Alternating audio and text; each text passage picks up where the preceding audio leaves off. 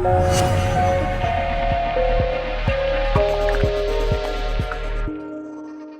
that Islamophobia is one of the core problems that we're facing in the West. And I think that as what's happened in America has shown, Brexit has shown, and also the developments that we're seeing geopolitically in Europe as well, Islamophobia is playing more and more of a dangerous role in terms of the stability of our societies. So that's something that I want to touch on today. So what I'm going to do is walk you through this graph and how it was produced, and to try to give you an idea of how I think social media and geopolitics are changing, and the really important role that Islamophobia has to play in that. So through my presentation, I'm going to speak about Islamophobia, but I'm also going to speak about anti-Muslim hate.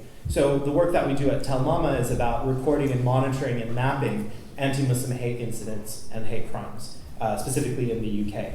So a lot of what we've been doing is watching what's been going on social media networks.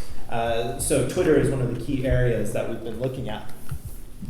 So if we could go to the next slide, please. So what I'm going to talk about is from the users that we looked at on Twitter to produce this graph. What I want to talk about is the political language and discourse that's been used in the UK and the US around the referendum and the US election, and how that's really affecting the sort of the picture of hate today. One of the key points that I want to make is that social media is a great place for us to start looking at what's going on and what people are thinking about and how this discourse is changing.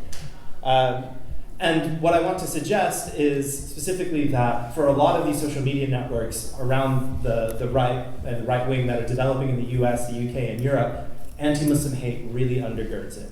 When I think nowadays, I don't know if we're talking about the far right anymore, or we're talking about the way conservatism is changing. I grew up around a lot of conservatives, and I grew up having a lot of respect for them. I didn't always agree with them.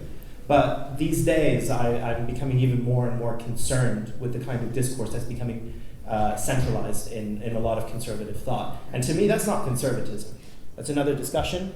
But what I want to suggest is, through looking at that, I want to suggest that Islamophobia is at the center of a lot of major geopolitical shifts. So that's sort of what I'm going to be talking about today. So if we can go to the next slide, please. So I was hoping it would be a bit bigger so you could kind of read the chart a little bit. But basically, this I'm going to walk you through now how we produced this chart.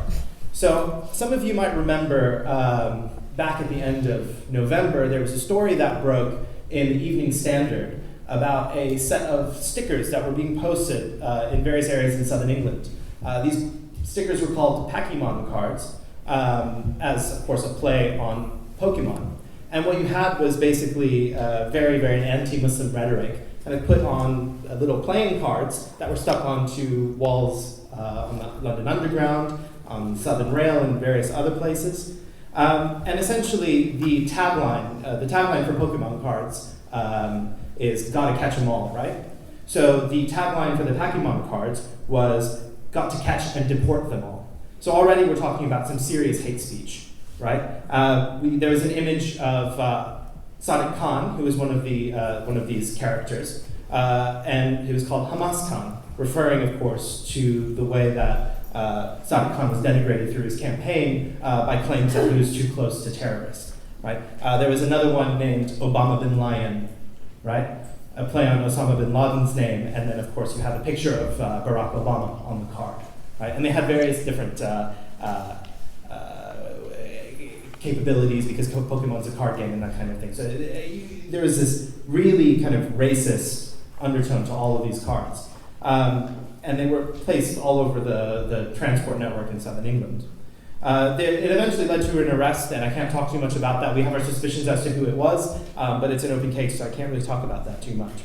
But what I did was, I took on 1 week on Twitter, I looked at this hashtag. They had a hashtag Pokemon, and I looked at all of the tweets that came through in 7 days on that hashtag, and there were about 898 tweets, and those tweets were made by 450 different users. So to produce this graph, what I did was, for each of those 450 users, I got their last 3,200 tweets. That's the max you can get out of Twitter. So I got the last 3,200 tweets, and I looked at who is it that they're retweeting, because that tells you who's influencing them, what kind of messages and ideas are they trying to put out. That's the sort of question I was trying to understand. So what you see in the graph here is towards the north, we have this light blue region. Now that light blue region are a number of Twitter users that basically are anti-EU, and they're virulently anti-Muslim. So you see a sort of coming together of those two ideologies there. And I think if we look at the Brexit campaign, that's not too surprising for us.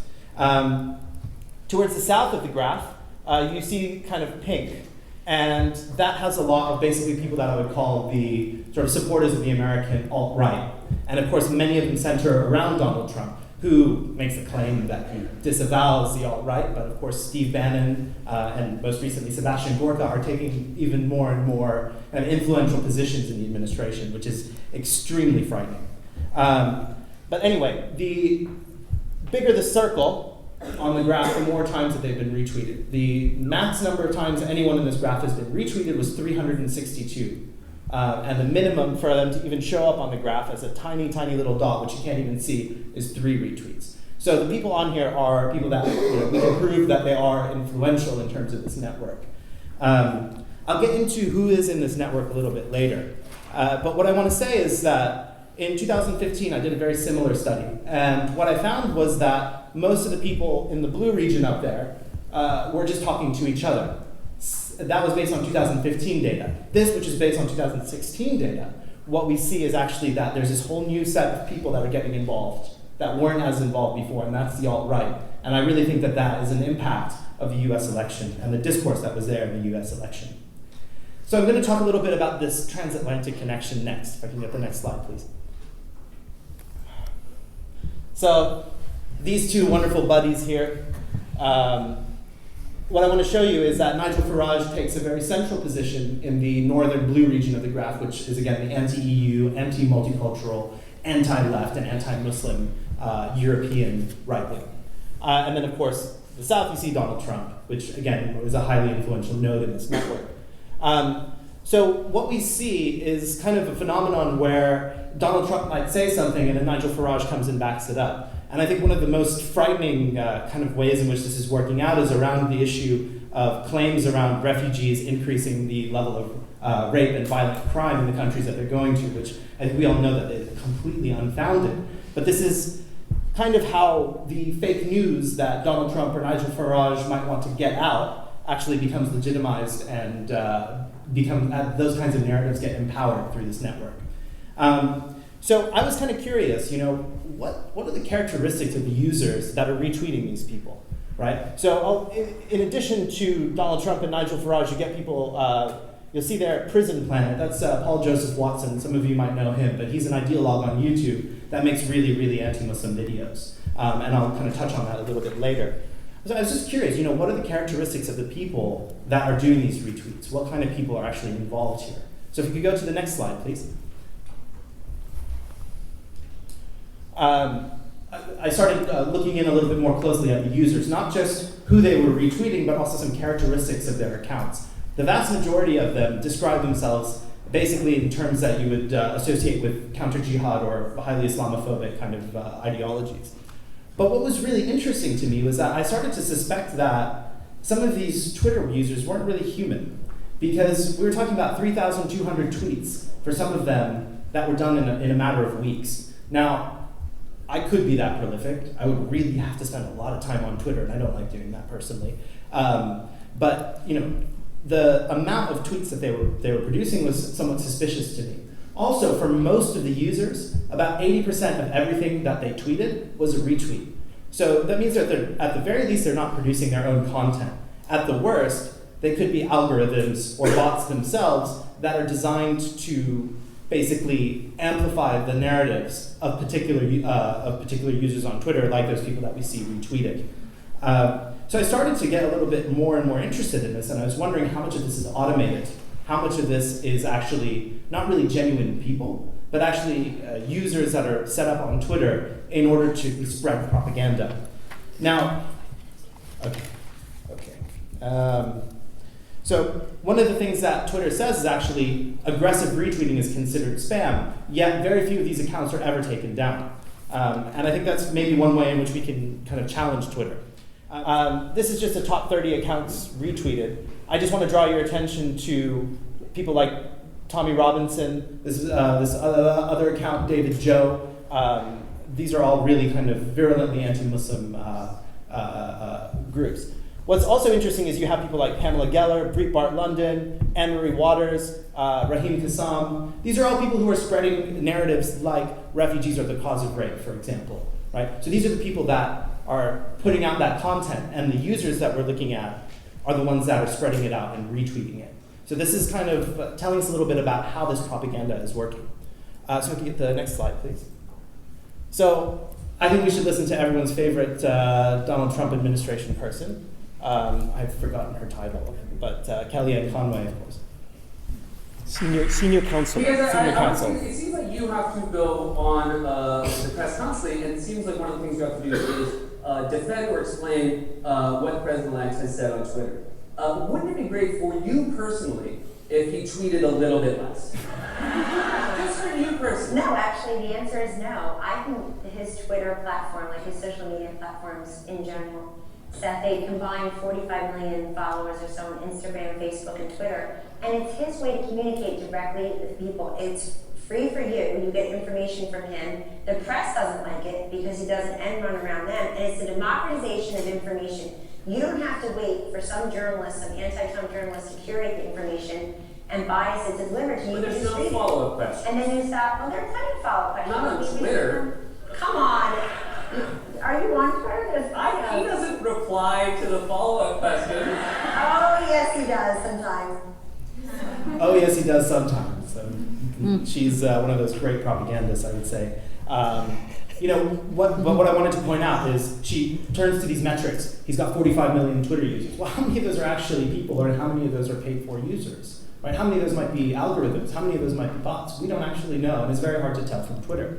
Another thing is, she says it's the democratization of information. Well, on the next slide, we will see that this is the kind of information that we're talking about. It's not a democratization of information so much as what you have is a lot of people, or people who purport to be people, on Twitter users, spreading all kinds of messages. And I really don't have time to go through each of these, but it's just to give you an idea. These are some of the things that people in this network have tweeted, right? The bit there with 9/11 there, it says, how did we go from this to being afraid of offending Muslims, right? So we see how these kinds of narratives are being reinforced by a broad range of Twitter users who are, again, rather suspicious because of the way that they produce content and what they put out on Twitter. So I'm just going to finish up very quickly by looking at the next couple of slides. What I wanted to do is make an argument about kind of the geopolitical shifts that this is telling us about. This is a quote from the CIA report, which basically says that there was a paid center in St. Petersburg where people were basically paid as professional trolls to put out anti-Hillary Clinton content. That was part of the strategy that Russia had in terms of doing these geopolitical, in terms of its content station. And if you really look closely, there's this article here from Foreign Policy by someone named Alina Polyakova. She's talking about how Islamophobia and right-wing ideas and far-right ideas were really advantageous for the grand strategy for Russia in terms of destabilizing the European Union. So we've seen how this anxiety about refugees and migrants has actually been capitalized upon by foreign powers to basically destabilize in terms of support for the European Union. I'm not saying that it's a Russian conspiracy, but I'm saying that they're quite clever in terms of who they're supporting and how they're trying to go about advancing their own interests, particularly around the sort of flashpoint of Crimea. If we also look here, Francis Fukuyama, who many of you might know, is a person who said history was over with liberal democracy. He's actually gone back on that, and he said now we're looking at a new form of world order, which is a populist world order. And this is actually something that he thinks is really problematic. I think it might be a little bit too early to agree with him that this is a populist world order, but one of the things we might want to consider is how is it that in terms of social media platforms like Twitter and Facebook, etc., are actually making it possible for really poor quality information to be sold as fact. And that might be something that we need to think about in terms of the way the world order is changing and what kind of challenges we're going to be facing geopolitically. I've got one more slide, just to go through it in just 1 second. One of the key things about Islamophobia is that Islamophobia doesn't exist on its own. It's not you just have just Islamophobes. You have anti-cosmopolitan, anti-multicultural, and anti-EU sort of views fused into it. So it's kind of this big complex. And what we see is that Twitter has a really important role to play in terms of their ability to get these ideas out. So what I want to leave you with as kind of a final thought is actually the amount of support that Trump might have might actually be somewhat amplified simply because of what we might actually find are not actually genuine humans, but actually Twitter users that are algorithms, robots, or even paid professional trolls. And that has a really big impact on the resilience of democracies to the kinds of narratives that Trump has been able to capitalize upon. Thank you. Thank you.